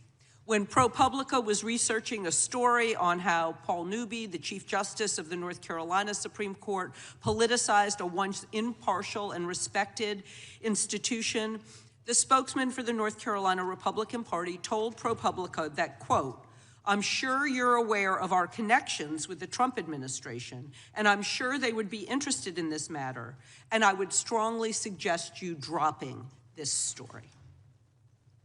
The Trump administration called Renee Good and Alex Preddy agitators and domestic terrorists.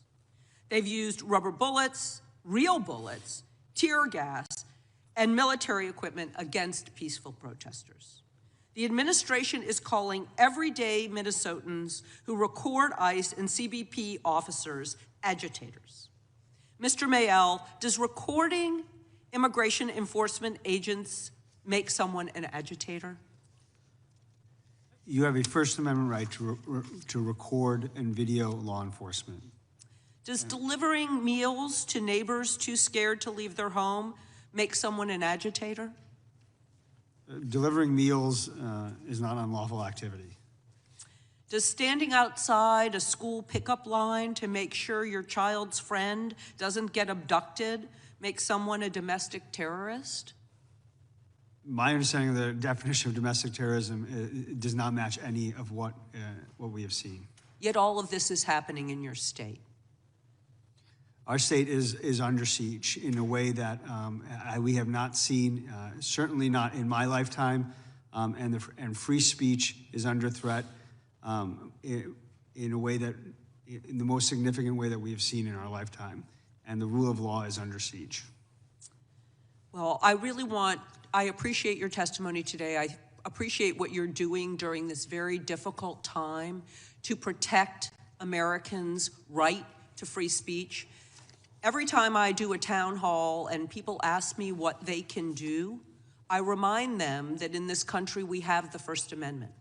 And the only way we can change things is to use every single right in the First Amendment. So pull out your Constitution and pick what you're going to do, whether it's praying, speaking, petitioning the government for redress of grievance. We have all those rights in this country.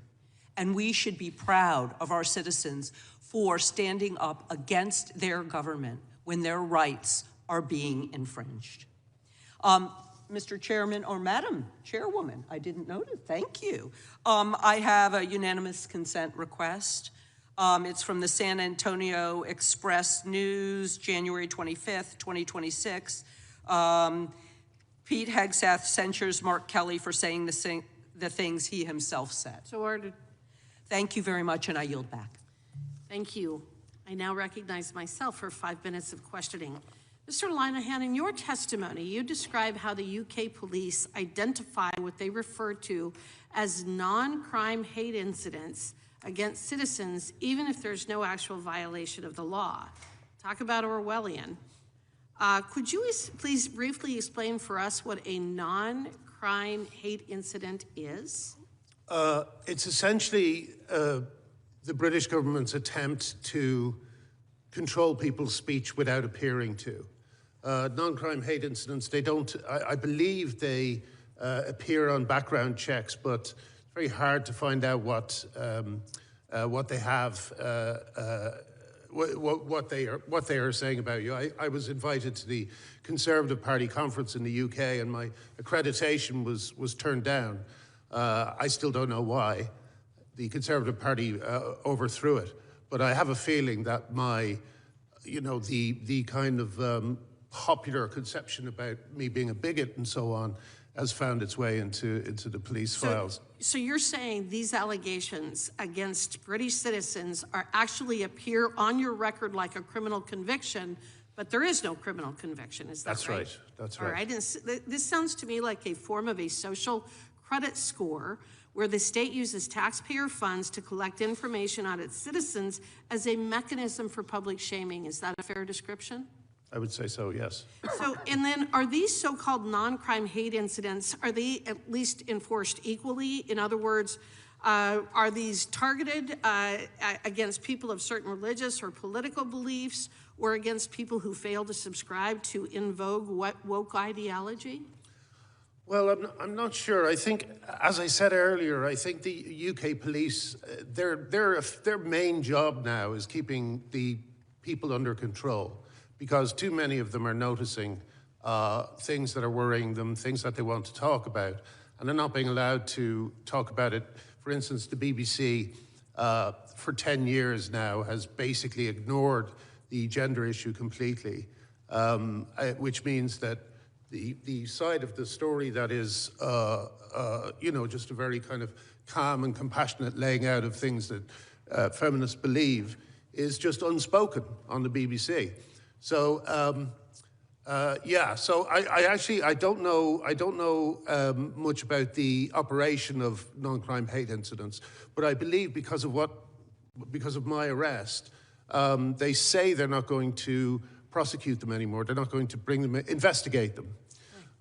So I'm hoping that's true. Well, but isn't it a fact that the information is then often used by employers, banks, people who may have invited you to speak, to actually ruin someone's life, a person that has not been convicted of any crime, but in this shadowy netherworld of surveillance and observation and trying to define what is appropriate speech and inappropriate speech, it's actually ruining people's lives or preventing people from getting jobs simply because of this nebulous anti-free speech otherworld. Sure, yeah. Well, and how did we come to this point? How did a European country claiming to be free, and which allied with us, with our country to defeat mankind's greatest threats to freedom in the 20th century, here they are, they have now become this type of a very ugly, censorious regime. How did that happen? Because they won't fix the problems that are causing the, some people have been arrested for genuinely violent speech, and they've gotten into trouble for that. But a lot of people are frustrated simply because they cannot speak about the things that matter to them. And when they do speak about the things that matter to them, they're labeled as bigots or racists, So, and also, I think it's the same here as well, in the sense that yes, it is. It's not just the absence of people talking about it. It's mainstream legacy media directing people's attention elsewhere and simply not reporting on things. So I think there's just a huge bubbling sense of frustration that could, as I said earlier, lead to some sort of societal collapse. I don't think that's out of the question at all. I think that your warning in that regard is very well taken, at least for some of us on this panel.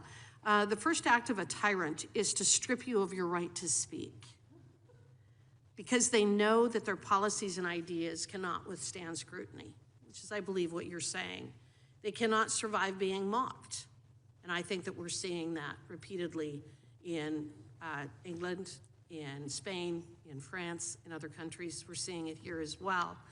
We do have the First Amendment, freedom of speech. We have the right for freedom of speech. But what I have been observing in terms of what is going on in Europe is they cannot tolerate dissent.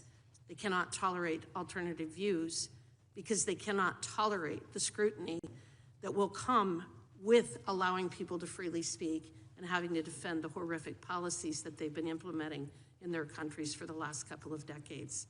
I'm out of time. I now am going to call on the gentleman from South Carolina for his 5 minutes of questioning. Thank you. Thank you, Madam Chair. Mr. Price, Are the Online Safety Act and the Digital Services Act extraterritorial in scope? They, in effect, are, yes. But they were not designed that way originally, right? Well, that's a very good question. I think there's enough ambiguity that that was the intention, in my view. It's not precise. At our last hearing, Mr. Farage, that you were here, Mr. Farage discussed the emergence of a two-tiered system of justice and how censorship efforts in the EU and the UK disproportionately target conservatives and individuals critical of their governments, particularly on issues like migration. Under the DSA, would a statement like, "we need to take our country back," be considered illegal hate speech? It was given, in fact, that very phraseology as an example of something that would be in some of the documents that this committee has revealed. Right, that was in the European Commission's May 2025 workshop, right? Yes, correct. In your opinion, do you think that there is a migrant crisis in Europe?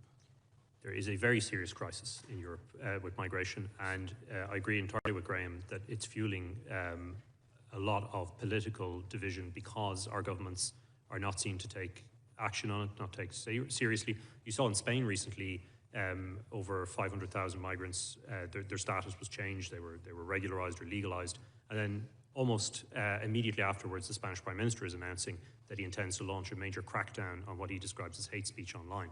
I don't think those things are unconnected. I think they're very much connected. And this is what we're seeing across the European Union as well. A desperate attempt to hold together the civic discourse by using censorship and threats. And that's precisely, and it's very interesting talking to Ranking Member Raskin about this, it's precisely the opposite of the tradition of this country historically. You have the debate out in open here, whereas in Europe, you silence, you suppress, and you arrest. Now, the problem with the DSA is, we've been describing, that takes the European approach to things and it globalizes it and it forces on it Americans. Right, so I think that's kind of remarkable. So that if you live in Europe and you recognize this migrant crisis, you see the strain maybe on the social, the system itself, you see the money that's being spent, and you're kind of wondering, what about us that live here? And you were to speak out about that, that would be hateful speech, therefore illegal under the DSA. Just by speaking out about it. Briefly, under the DSA, who determines what qualifies as hate speech or deceptive content? Who makes that determination? That's made in practice by national regulators, by local law enforcement. So we all come down, unfortunately, to the lowest common denominator. And in effect, I don't mean to be attacking Germany all the time. It's Germany. The Germans and, I mean, the UK has its own system outside of the DSA. But the level of crackdown on speech in Germany is unprecedented. 60 Minutes did a very good documentary highlighting that issue. And because of the German obsession with controlling speech that has been now expanded across the European Union and is now being globalized, unfortunately, through the DSA, we're seeing everything set to that standard. So in effect, this is a subjective determination by some faceless, unelected, unaccountable bureaucrat that is making the determination on what hate speech is or deceptive content is or is not. Do you trust EU bureaucrats to define hate speech when they label, "we need to take our country back" as such? No, I don't. And as I say, most of the raft of digital regulation that we've seen came in on foot of the so-called rise of the right, the Brexit vote. And that's very tightly connected. It's caused by that. It's correlated with it. And the reason being that they felt they had lost narrative control. And Graham's correct. The legacy media in Europe is heavily funded by the state in many accounts. Whereas with X, people can post their opinions. They can get millions of views for them. Right, it's a free exchange of ideas, right? Free exchange of ideas. Modern public square. Under the DSA, companies are required to monitor and censor such language, and violations obviously would result in fines or maybe even FBI raids or federal raids in Paris on X, right? That's the next yes, sir, that's what punitive step. Yeah, and lawyers are often careful about making predictions, but I confidently predict that the next round of fines on X will be connected with illegal content and this content moderation for systemic risk. They identify so-called anti-migration narratives or others as a systemic risk to the discourse inside the European Union, and they have to stop it. And it's not just Europeans, and this is where this becomes global. If you're in Texas or South Carolina or New York, and you're commenting on what's going on in Europe, saying, you know, the migration situation is a disaster, they don't want that speech to leak across into Europe. So Either X will start to globally moderate it by removing it, or we're going to see a firewall being set up in the center of the Atlantic, and that would be a disaster even further for free speech. It creates exactly what Vice President Vance described as this civilizational divide. Well, it's alarming to me. I just visited the DMZ a couple months ago, and the divide between the West and South Korea, if you will, and then North Korea. This seems like, and the suppression, the lengths that the North Koreans go to make sure that things don't come into the country, this sounds exactly like where Europe is headed, and hopefully they can course correct and that we never follow them on this path. Thank you, Madam Chair. And with that, I yield. Mr. Chair. The gentleman yields back. I want to recognize myself for 5 minutes. First, I want to personally thank you, Mr. Lenehan, and you, Dr. Rasnahan, for your courage in speaking out against gender ideology. I share your conviction, and I speak out because of my own medical training and my understanding of human biology. Most concerning of all, this ideology is dangerous when it's imposed upon our children. For years, many of us have raised alarms on this issue, despite knowing that it would be unpopular. I'm often asked why I continue to press this point. The answer is simple: because we are confident we are right, and we believe that finally now mainstream medicine in the United States is catching up. We're late to the game compared to some of our colleagues in Europe. Just yesterday, a major U.S. medical association, the American Association of Plastic Surgeons, reversed its position and came out against so-called gender-affirming surgeries for minors. They did so for very good reasons that many of us have articulated for years, because these procedures do more harm than good, and they are not supported by solid clinical evidence. And in response, the American Medical Association then acknowledged that it is time to stop performing these surgeries on children. That is why I've worked with the Attorney General, who transmitted the Chloe Cole Act to Congress. This bill would allow all victims who are permanently harmed by the experimental transgender procedures to sue for damages. And I look forward to continuing that conversation when the Attorney General testifies next week. Mr. Price, I'm going to read you something that Pope Leo XIV said when he was serving as bishop in Peru. And I'd like you to tell me whether this would be considered hate speech under current European law. Quote, "The idea of promoting gender ideology is confusing because it creates genders that don't exist. So God created men and women, and the attempt to confuse ideas from nature will only harm families and people." And he further said, "To talk about matters of identity and sexual orientation with a child who hasn't yet reached a sufficient age of development will create much confusion." In your opinion, would this be considered hate speech and subject to censorship and prosecution under European law? I think it's entirely possible that a prosecutor, a regulator somewhere in Europe could see that as denigrating a specific identifiable group. Yeah, and so I believe, I'm Catholic, this accurately reflects Catholic doctrine on this subject. It's actually, actually kind of a soft statement of it, in fact. The Catholic faith is shared by 1.4 billion people around the world. So potentially, the faith of 1.4 billion people around the world is hate speech. Yes, we've seen examples. There's Ivy Rasnan sitting beside me, of people being prosecuted for their religious beliefs.